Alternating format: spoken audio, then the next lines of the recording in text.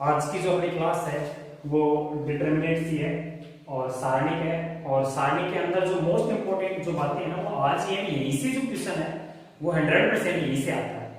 हर वर्ष जो क्वेश्चन बन के आ रहा है वो डिटर्मिनेंट की जो प्रॉपर्टी है अपने पास, इसके जो गुण धर्म है सारणिक के, यहाँ से निकल के आ रहा है। तो इसलिए ध्यान रखना, इस बात का विशेष ध्यान रखना है कि जो सारणी के गुण धर्म है उस पर आपको ध्यान देना है। ठीक है, अब जो सारणी के गुण धर्म है वो क्या क्या गुण धर्म है वो पढ़ते हैं अपन।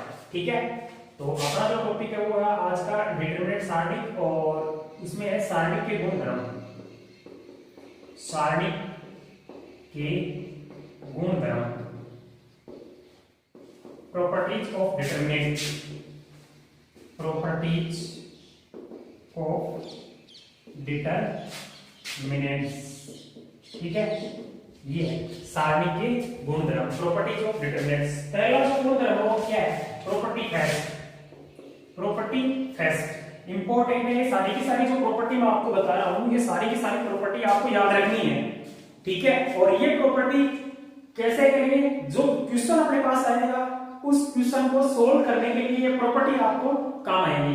ध्यान रखना इस बात का। ठीक है, तो इसलिए प्रॉपर्टी आपको याद होनी चाहिए। फर्स्ट प्रॉपर्टी क्या है? यदि किसी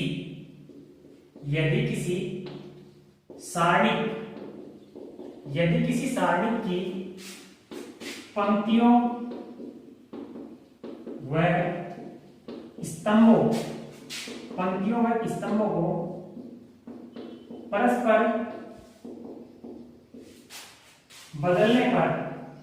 परस्पर बदलने पर सारणी का मान अपरिवर्तित रहता है।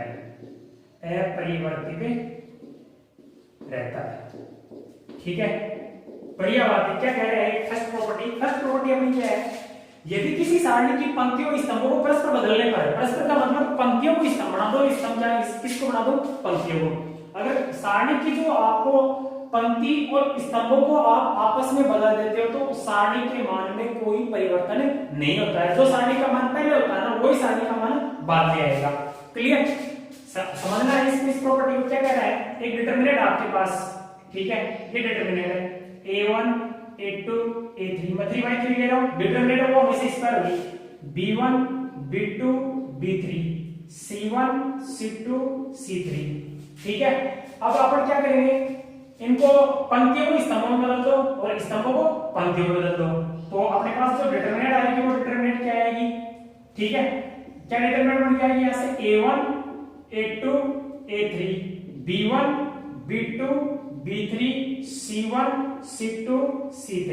अब इस डिटरमिनेंट की जो वैल्यू निकालेंगे अपन, वो डिटरमिनेंट की वैल्यू और इस डिटरमिनेंट की जो वैल्यू निकालेंगे वो डिटरमिनेंट की वैल्यू, इस सारणी का जो मान निकालेंगे वो मान और इस सारणी का जो मान निकालेंगे वो मान, दोनों मान क्या आएंगे? सेम आएंगे। क्लियर है ना? अब निकालना चाहिए तो सारों सूत्र की सहायता से अपन इसको निकाल सकते हैं। सारों सूत्र क्या कहता है? सारों सूत्र ये कहता है कि पहले दो स्तंभों को ऐसे उतार दो और उसकी सहायता से फिर मुख्य विकर्ण के गुणा करो, ऐड करके चलो, माइनस पश्च विकर्ण के गुणा करो और उनको घटा दो। क्लियर? तो इनसे मान जो निकलेगा वो मान पहली वाली डिटरमिनेंट और बाद वाली डिटरमिनेंट, पंक्तियों को स्तंभ बदल दिया। ये पंक्ति थी, मैंने इसको स्तंभ बना दिया। ठीक है ना? तो यहां से आपके पास इस डिटरमिनेंट का जो मान आएगा वो डिटरमिनेंट का इस डिटरमिनेंट के मान के बराबर होगा। तो पहला गुणधर्म क्या कहता है? यदि किसी सारणी की पंक्तियों और स्तंभों को परस्पर बदलने पर सारणी का मान अपरिवर्तित रहता है। ध्यान रखना इस बात का। अगर मैं इसका सारों सूत्र की सहायता से मैं मान निकालूं तो क्या आएगा? देखना जरा, मैं निकालता हूं इसका मान सारों सूत्र की सहायता से। सारों चित्र। ठीक है, पहले मैं इस डिटरमिनेंट की वैल्यू निकालूंगा a1 a2 a3 b1 b2 b3 c1 c2 c3। सारों चित्र क्या कहता है? पहले दो स्तंभ as it a1 b1 c1 a2 b2 c2, मुख्य विकर्ण का गुणा, इनका गुणा क्या आएगा? यहां से अपने पास a1 b2 c3 इसका, ठीक है, ये हो गया। इसका गुणा plus a2 b3 c1 plus a3 b1 c2, ये आएगा अपने पास। ठीक है, ये आ गया, ये डिटरमिनेंट की वैल्यू आ रही है अपने पास। माइनस, अब पश्च विकिरण मतलब इसका इससे C1 B2 A3 प्लस इसका इससे यह आएगा A1 B3 C2 plus A2 B1 C3 ये वैल्यू आ गई इस डिटरमिनेंट की। इसका भी सारोस के साथ सहायता से निकालते हैं अपन, ठीक है, इसका सारोस बनाते हैं। तो इसका सारोस क्या आएगा, इसको मैं एज इट लिख देता हूं दो स्तंभों को, A1 A2 A3 B1 B2 B3, ठीक है। अब इसकी जो वैल्यू आएगी वो क्या आएगी डिटरमिनेंट की, देखो इसका मुख्य विकिरण A1 B2 C3 plus second B1 C2 A3 plus C1 A2 B3, ठीक है, माइनस पश्च विकिरण C1 B2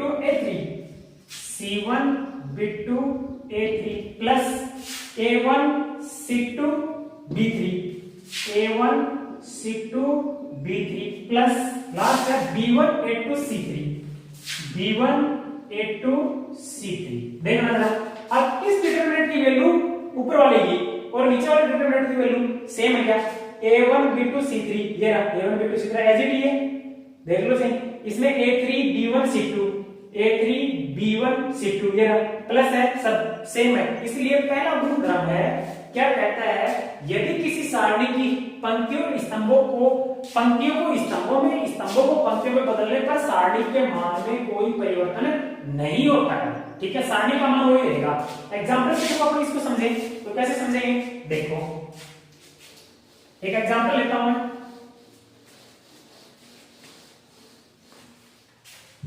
एग्जांपल है, इसी गुणधर्म का एक एग्जांपल लेंगे, डिटरमिनेंट है, चाहे वो 2 गुना 2 किलो चाहे 3 गुना 3 किलो, कोई किलो है, सब में ये, ठीक है, 1 2 1 3 2 1 1 2 4, ये डिटरमिनेंट है, ठीक है।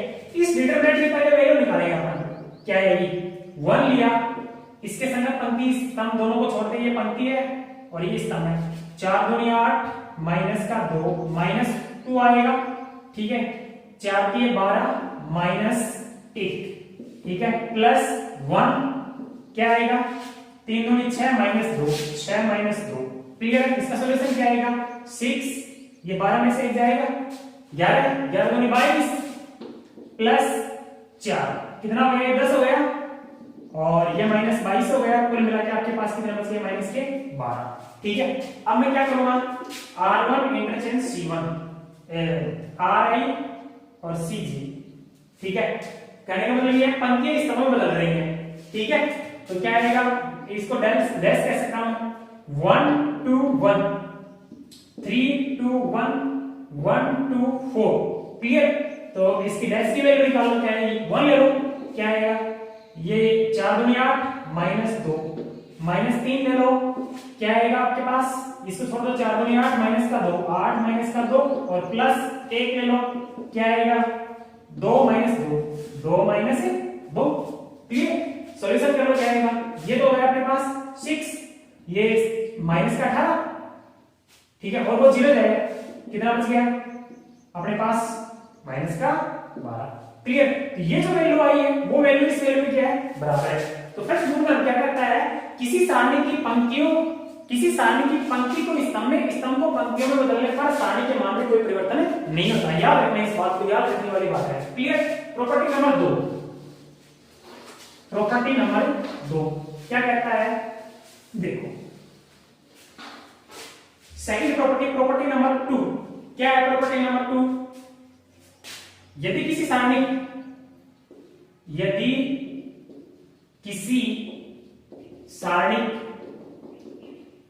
की दो पंक्तियों या स्तंभों को परस्पर आपस में बदला जाए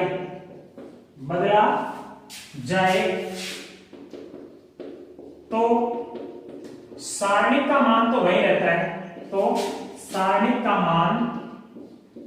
वही रहता है, परंतु चिन्ह परिवर्तित हो जाता है, चिन्ह परिवर्तित हो जाता है।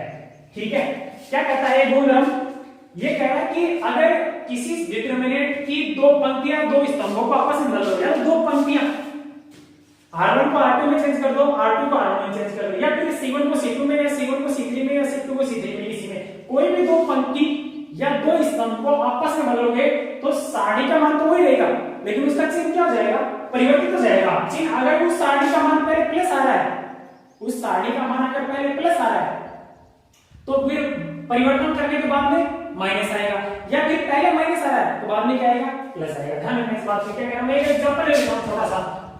ठीक है, क्या एग्जांपल, ये डिटरमिनेंट आपके पास 2 3 4 1 2 3 3 2 2, ये डिटरमिनेंट है हमारे पास। ठीक है, इस डिटरमिनेंट की अपन क्या करेंगे, वैल्यू निकाल रहा हूं, ये मूल डिटरमिनेंट है। ठीक है, मैंने अभी इसका परिवर्तन नहीं किया है, यानी पंक्तियों को स्तंभों में, स्तंभों को पंक्तियों में मैंने इसको नहीं बदला है, ये मूल है, मूल का मतलब मेरे को दी गई है।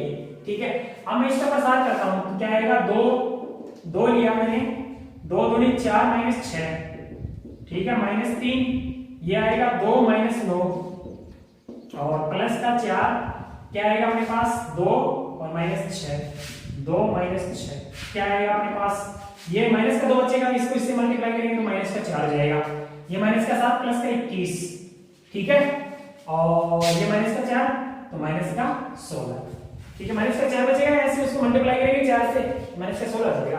कर लो इसको, कितना हो गया, ये 21, ये 16 4 20 हो गए माइनस के, और ये प्लस का 21, कुल मिला के अपने पास क्या आ गया, प्लस 1 आ गया। ठीक है, ये मुख्य सारणी है अपनी, मेन सारणी, मूल सारणी है। ठीक है, अब मैं क्या करूंगा, मैं R1 और R2 को क्या करूंगा, इंटरचेंज करूंगा। जरूरी नहीं है R1 R2 को C1 C2 कर लो, कोई सी कर लो, लेकिन होंगे वो दोनों आपस में, R1 है तो R2 में चेंज होगा, R1 C1 में चेंज करना। ठीक है, अब R1 को R2 की जगह ले आओ और R2 को R1 की जगह ले आओ, तो नई जो आपके पास डिटरमिनेंट बनेगी उसको डैश कर दिया मैंने, क्या बनेगी, ये 2 सॉरी R1 की जगह आनी चाहिए R2 और R2 की जगह आनी चाहिए R1, तो 1 2 3 2 3 4 3 2 2, क्लियर।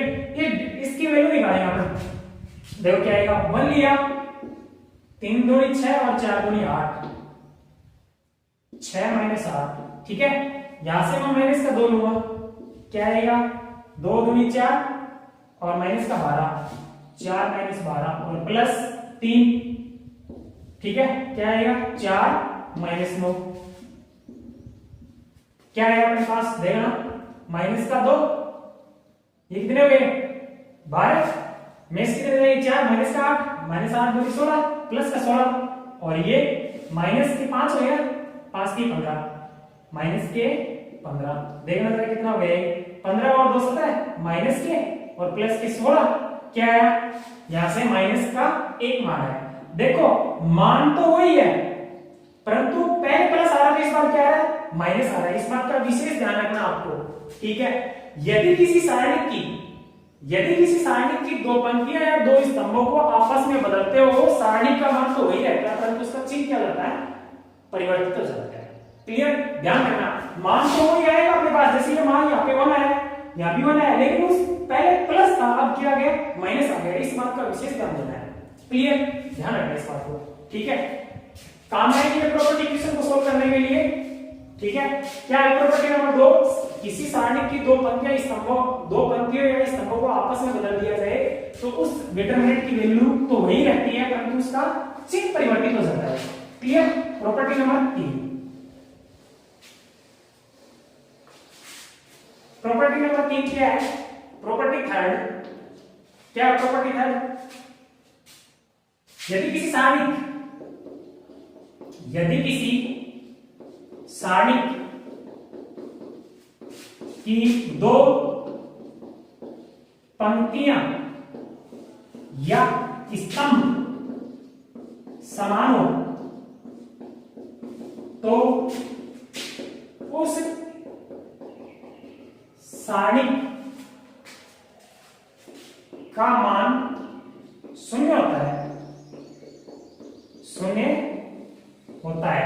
क्या कह रहा है, यदि किसी सारणी की दो पंक्तियां स्तंभ समान हो, मतलब पंक्तियां स्तंभ समान होने का मतलब वो अवयव समान होने चाहिए, यदि किसी सारणी की दो पंक्तियां या स्तंभ समान हो तो उस सारणी का मान क्या होगा, शून्य होगा। प्रसार करने की जरूरत नहीं है, आप इस गुणधर्म से उस सारणी का सीधा मान रख सकते हो। क्या कह रहा है, कोई डिटरमिनेंट अपने पास a1 a2 a3 b1 b2 b3 a1 a2 a3, इसका मतलब क्या कह रहा हूं मैं, ये r1 और ये r1 और r3 बिल्कुल समान है, तो इस डिटरमिनेंट की जो वैल्यू निकालेंगे वो वैल्यू कितनी आएगी, 0 आएगी। ठीक है, ये गुणधर्म ये कहता है, याद रखना हमें, किसी सारणी की दो पंक्तियां या स्तंभ समान हो तो उस सारणी का मान क्या आएगा, शून्य आएगा। याद रखना है। एग्जांपल अगर समझना चाहो तो आपके सामने ये एग्जांपल है। ठीक है, ये डिटरमिनेंट दी मैंने 2 3 4 1 2 1 2 3 4। अब इस डिटरमिनेंट की वैल्यू निकाल लो मैं, क्या आएगा 2। देखना आपके सामने ये 2 लिया, 4 दूनी 8 और -3 लिया, 4 -2 +4 लिया, 3 -4। ठीक है, क्या आएगा, 8 में 3 गया 5 को 2 से गुणा करेंगे 10। ठीक है, ये कितना बचेगा 2 3 दूनी 6 माइनस का प्लस ये माइनस का 4 बचेगा, यहाँ से माइनस का 1 बचेगा, मल्टीप्लाई करेंगे -4, ये कितना हो गया 10 - 10 कितना हो गया 0। क्लियर, मतलब यहाँ पे अपन देखते हैं कि ये वाली पंक्ति और ये वाली पंक्ति बिल्कुल समान है। ठीक है, अगर किसी क्वेश्चन में आपको इस प्रकार से मिल जाए तो अपन वहां प्रसार नहीं करेंगे, वहां अपन क्या नहीं करेंगे, प्रसार नहीं करेंगे, वहां सीधा गुणधर्म लगाएंगे और ऐसे लिखेंगे r1 और r3 आपस में बिल्कुल समान है। ठीक है, और तो इस डिटरमिनेंट की वैल्यू क्या होगी, 0 होगी। ये है आपकी प्रॉपर्टी नंबर 3। प्रॉपर्टी नंबर 4 क्या है, देखो प्रॉपर्टी 4 क्या करी है, यदि किसी सारणी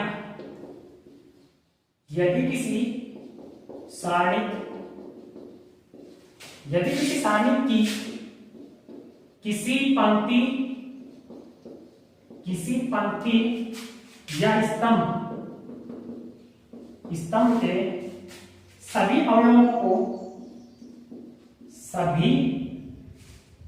अवयवों को एक समान अदिश राशि से गुणा करने पर सारणी का मान भी उसी अदिश राशि का गुणित हो जाता है। ठीक है, ये गुणधर्म क्या कहता है, ये समझने वाला थोड़ा सा। यदि कोई सारणी दी हुई है, क्या कह रहा है, कोई सारणी दी हुई है, उस सारणी को अपन कोई अदिश राशि से गुणा करते हैं। ठीक है, अगर उसको गुणा करते हैं तो सारणी का जो मान आता है उस सारणी का मान भी उसी अदिश राशि का गुणित हो जाता है। जिस संख्या से उसको गुणा करते हैं तो सारणी का मान भी उतना ही गुणित हो जाता है। क्लियर, कैसे, देखो क्या कह रहे हैं, ये एक डिटरमिनेंट है, समझिए इसको अपन ने 2 3 4 2 1 2 3 3 2 ये लिया है। ठीक है, अब मैं आपसे ये कहूं इस सारणी का मान आपने कितना लिया, इस सारणी का मान आप निकाल रहे हो 2, कितना आएगा 2 - 6 - 3। ठीक है, -3 लिया, 4 - 6 और +4 लिया, 3 - 6 - 3 आएगा। ठीक है, कितनी आएगी इसकी वैल्यू देखना, माइनस का 4 दूनी 8।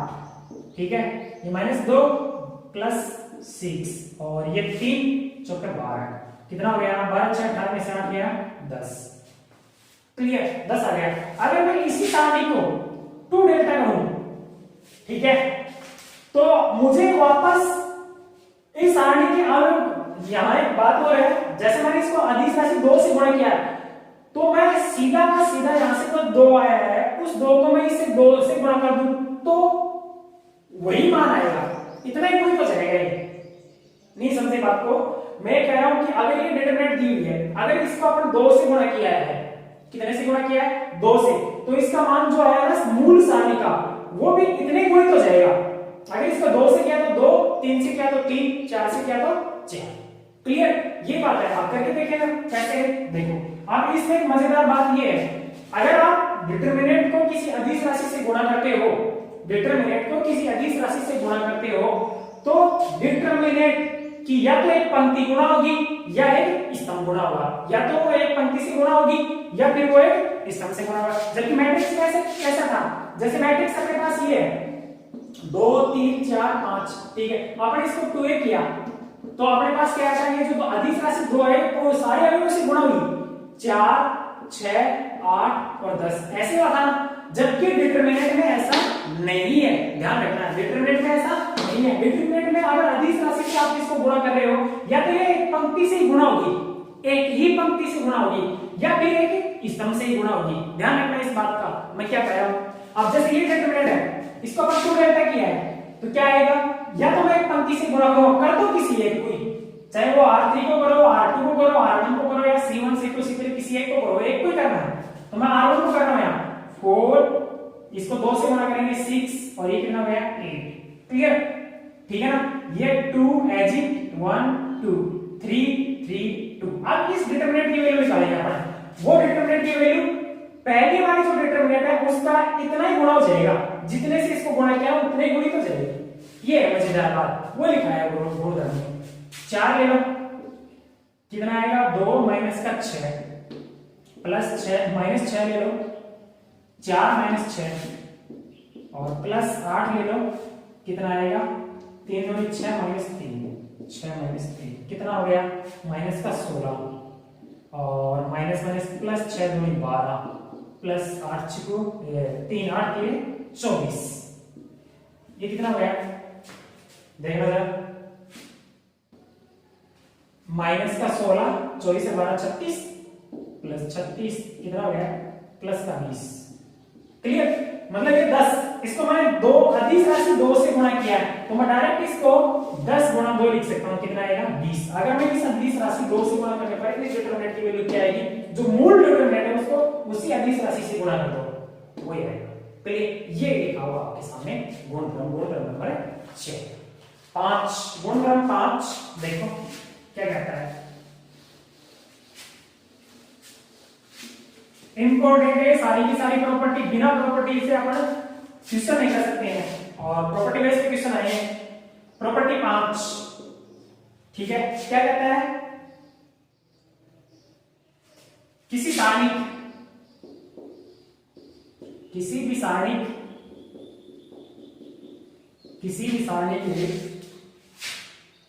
की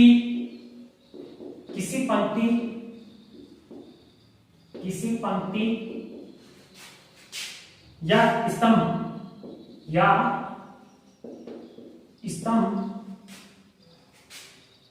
के प्रत्येक अवयव को प्रत्येक अवयव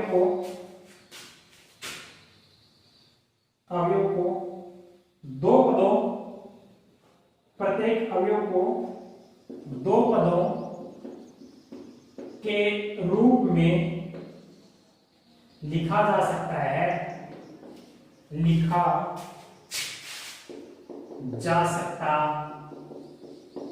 हो तो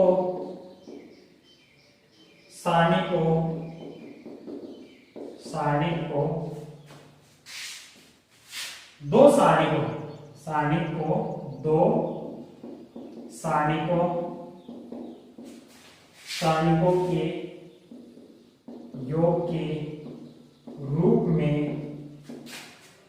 व्यक्त किया जा सकता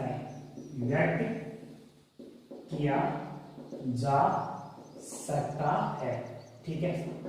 क्या कह रहा है ये कह रहा है कि एक डिटरमिनेंट अपने पास आगे, ये a1 plus lambda b1, a2 plus lambda b2, a3 plus lambda b3, ये अपने पास c1 C2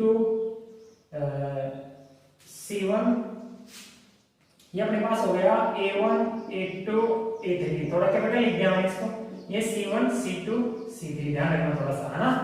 अब क्या कह रहा है, ये अपने पास डिटरमिनेंट है, ठीक है, इसकी एक स्तंभ, इसका एक स्तंभ है, वो योगफल के रूप में दिया हुआ है, तो इस सारणी को अपन दो सारणी के रूप में लिख सकते हैं, कैसे, ऐसे, इस प्रकार से A1 A2 A3, ठीक है, A1 A2 कैपिटल ए, थोड़े मैंने कैपिटल ले लिए, C1 C2 C3, अगर ये बीच में प्लस है, प्लस, ठीक है, ये आएगा lambda B1 lambda B2 lambda B3, ये A1 A2 A3 C1 C2 C3, ठीक है, क्लियर है, समझ रहे हैं इस बात को। यहाँ पे एक बात को ध्यान देने वाली है, पहले वाली जो प्रॉपर्टी थी ना अधिस राशि से गुणा करने वाली, उसमें जैसे गुणा किया वैसे कॉमन भी ले सकते हैं, जैसे ये C1 है, इसमें लैम्ब्डा लैम्ब्डा लैम्ब्डा को कॉमन आ रहा ना, तो इसी एक स्तंभ से जो कॉमन चीज होती है उसको अपन बाहर ले सकते हैं सारणी से, क्लियर, ऐसे लेंगे, पूरी में जरूर नहीं है, या पूरे स्तंभ में होना जरूरी है, क्लियर, इसको इस प्रकार से लिख सकते हैं। ये है गुणधर्म नंबर 5। अगर किसी सारणी की पंक्ति, एक पंक्ति या स्तंभ दो पदों के योग के रूप में है, तो उसे दो अलग अलग सारणी के रूप में लिखा जा सकता है, और सारणी के बीच में अगर वो प्लस है, प्लस, ठीक है, ध्यान रखिए इस प्रॉपर्टी का, property number 5। Next property number 6 क्या रहती है,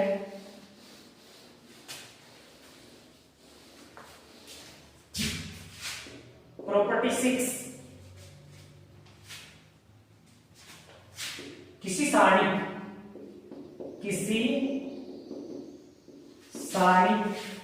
की पंक्ति या स्तंभ को किसी अदिश राशि से गुणा करके दूसरी पंक्ति या स्तंभ में जोड़ा या घटाया जा सकता है, ठीक है। ये क्या कह रहा है, गुणधर्म नंबर 6, ये डिटरमिनेंट है, समझिए, A1 A2 A3 B1 B2 B3 C1 C2 C3, ये डिटरमिनेंट है। अब क्या कह रही है डिटरमिनेंट, ये गुणधर्म कह रहा है कि कोई सी भी सारणी, कोई सी भी पंक्ति या स्तंभ को किसी अदिश राशि से गुणा कर दो, किसी को भी, ठीक है, और किसी दूसरी पंक्ति या स्तंभ में उसको क्या कर दो, जोड़ दो, ठीक है ना।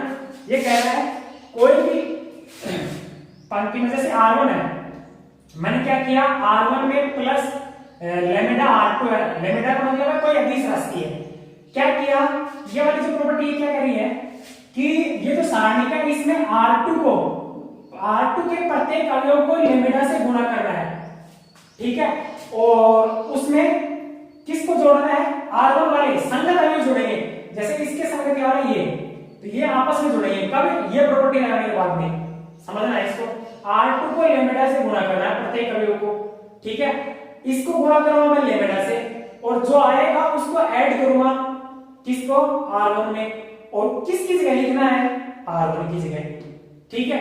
ये कहता है, तो यहां क्या आएगा, ये कह रहा है A1 प्लस R2 में इसका संगत अवयव है A2, इसको लैम्ब्डा से गुणा करो A2, ये पहले वाली इसी प्रॉपर्टी है, अगर ध्यान दोगे तो प्रॉपर्टी नंबर 5 है, उसी को फॉलो कर लीजिए, क्लियर। इसी प्रकार से ये B1 प्लस लैम्ब्डा, इसको B2, ये C1 plus lambda C2, clear. सिर्फ यहां जो आपके पास पंक्ति या स्तंभ होगा उसी को चेंज करना है, बाकी किसी को भी चेंज नहीं करना है, क्लियर। यहां से अब R1 होगी कंप्लीट, बाकी एज इट आएंगी जैसी वैसी, A2 B2 C2 A3 B3 C3, clear. ये आपकी प्रॉपर्टी, ये प्रॉपर्टी अगर ध्यान से देखोगे तो ये प्रॉपर्टी नंबर 5 का ये रूप है, 5 का ही रूप है ये, ठीक है ना। तो 5 और 6 दोनों मिलेंगे एक है, बाकी अलग अलग दी हुई है। क्या कह रहा है कि कोई भी सारणी है, उस सारणी की किसी भी पंक्ति को किसी अधिक राशि से गुणा करके दूसरी पंक्ति या स्तंभ में उसको जोड़ा जा सकता है। पंक्ति तो पंक्ति में जुड़ेगी, स्तंभ तो स्तंभ में जुड़ेगा, ऐसा नहीं है पंक्ति स्तंभ में जोड़ दो और जोड़ने का मतलब ये संगत अवयव जुड़ेगा वो, क्लियर, ठीक है ना। अगर इसको मैं अलग अलग लिखूं तो ये पहली वाली प्रॉपर्टी को फॉलो कर जाएगा, क्लियर है ना, ध्यान देना इस बात को। अब है प्रॉपर्टी नंबर 7। प्रॉपर्टी नंबर 7 क्या है, देखो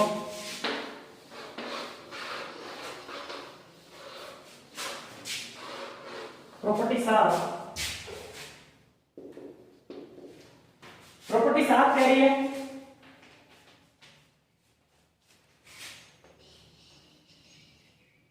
यदि किसी सारणी की एक पंक्ति या स्तंभ के सभी अवयव शून्य हो तो उस सारणी का मान शून्य होता है, ठीक है। क्या कह रहा है, एक सारणी का डिटरमिनेंट आपके पास, उस डिटरमिनेंट की एक पंक्ति या एक स्तंभ, एक पंक्ति या एक स्तंभ के सारे अवयव क्या हो, शून्य हो, सारे के सारे अवयव क्या हो, शून्य हो, तो उस सारणी का मान क्या होगा, शून्य होगा। डिटरमिनेंट ये दी है जैसे 0 0 0, यहाँ a1 a2 a3 b1 b2 b3, इस डिटरमिनेंट की वैल्यू क्या आएगी, 0 आएगी। क्यों आएगी, इसकी जो r1 है वो बिल्कुल शून्य है, सारे अवयव इसके क्या है, शून्य है। लिखा हुआ है किसी सारणी के पंक्ति या स्तंभ के सभी अवयव क्या हो, शून्य हो, तो उस डिटरमिनेंट की वैल्यू क्या होगी, 0 होगी, क्लियर, ठीक। प्रॉपर्टी नंबर 8, प्रॉपर्टी 8 ध्यान देना,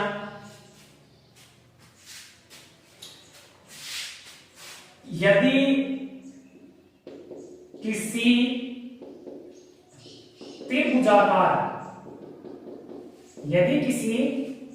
त्रिभुजाकार आव्यूह से संबंधित सारणी को, आव्यूह से संबंधित सारणी हो तो उस सारणी का मान मुख्य विकिरण का गुणनफल होता है, ठीक है, समझिए। मतलब कोई त्रिभुजाकार मैट्रिक्स है, उससे संबंधित कोई सारणी है, या तो वो ऊपरी त्रिभुजाकार है या वो निम्न त्रिभुजाकार है। अब है आपके पास डिटरमिनेंट, तो उसका डिटरमिनेंट है, तो उस डिटरमिनेंट की जो वैल्यू निकालोगे उसके मुख्य विकिरण को गुणा करो, ठीक है। जैसे ये है डिटरमिनेंट आपके पास a b c, ये 0, ये कौन सी है, ऊपरी त्रिभुजाकार है, निकाल लो इसकी वैल्यू, इसके मुख्य विकिरण को गुणा कर लो ac, ये आ गया आपके पास, क्लियर है ना, समझ रहे हैं इस बात को, ध्यान देना बस। ये गुणधर्म है, लास्ट गुणधर्म अपने पास मोस्ट इंपोर्टेंट है, वो समझ में आना जरूरी है, ठीक है। प्रॉपर्टी नंबर 9 क्या है, सारणी की किसी पंक्ति, इसको समझना है, सारणी की किसी पंक्ति या स्तंभ के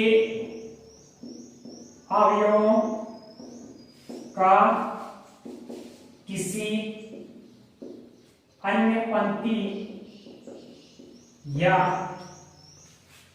स्तंभ के संगत सैखंडों से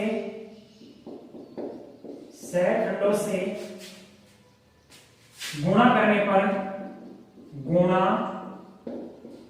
करने पर प्राप्त राशियों का योग शून्य होता है, शून्य होता है। क्लियर? ये मजेदार बात है, समझने वाली बात है। ये डिटरमिनेंट अपने पास, ठीक है भाई। ये अवयव A11, A12, A13, A21, A22, A23, A31, A32, A33, ठीक है। क्या कह रहे हैं? अवयव तो मैंने ये ले लिया A11, A12 और A13, बीच में योग की बात कर रहा है, प्लस प्लस। अब जैसे मैंने R1 है, ये अवयव नहीं है, अब इसका सेकंड निकालूंगा मैं। सेकंड से संबंधित बात कर रहा हूं, देखो लिखा हुआ है संगत सेकंड, ठीक है। ये अवयव लिया, इस ये जो पंक्ति है, इस पंक्ति को छोड़ दो। अब बाद की जो बची हुई दो पंक्तियां हैं, इनका सेकंड निकालो। सेकंड का मतलब संगत सेकंड। इस अवयव का इस अवयव के संगत इस पंक्ति का सेकंड आएगा, और वो सेकंड क्या होगा? जैसे ये F21 F21 है तो F21 होगा, ठीक है। इस अवयव का सेकंड निकालेंगे, इसी प्रकार से इस अवयव का सेकंड निकालेंगे, वो क्या आएगा? F22। इसी प्रकार से इसका निकालेंगे, वो क्या आएगा? F23। इन सब का अगर अपन जोड़ करेंगे तो क्या आएगा? शून्य आएगा। क्लियर? ये मजेदार बात है, समझने वाली बात है। क्लियर ना? मैंने ये वाला अवयव लिया, इस पंक्ति को छोड़ दो। अब शेष बची हुई दोनों पंक्तियों में से किसी एक पंक्ति का सेकंड निकालो, संगत होना चाहिए। जैसे ये अवयव, तो या तो इसका सेकंड निकालो या इसका सेकंड निकालो, वो इसको इससे गुणा करो। इसी प्रकार से ये अवयव, इन दोनों में से किसी एक अवयव का सेकंड निकालो, उसको गुणा करो। ये अवयव, इन दोनों में से किसी एक अवयव का सेकंड निकालो, उसको गुणा करो। इन तीनों का अगर आप जोड़ करोगे तो वो हमेशा क्या आएगा? 0 आएगा। जैसे अगर अपन ये करें A21, चाहे वो इसका निकालो चाहे इसका, तो इसका सेकंड निकाल रहा हूं मैं F11 प्लस A22, इसका सेकंड क्या आएगा? F12 प्लस A23, इसका सेकंड क्या आएगा? F23। तो इसकी वैल्यू भी क्या आएगी? 0 आएगी। क्लियर? मैट्रिक्स के बाद आपने जो डिटरमिनेंट है उसके सारे टॉपिक शायद कंप्लीट हो चुके हैं। एक चीज और बची हुई है, मैट्रिक्स का डिटरमिनेंट का पंक्ति से गुणा और स्तंभ पंक्ति का स्तंभ से गुणा। तो अपन क्वेश्चन करेंगे, उस समय बता देंगे। सारणी के गुणधर्म कंप्लीट हो चुके हैं, सारे गुणधर्म आपको याद करने हैं। इन्हीं गुणधर्मों को यूज करते हुए अपने को प्रश्न हल करने हैं। थैंक यू, धन्यवाद।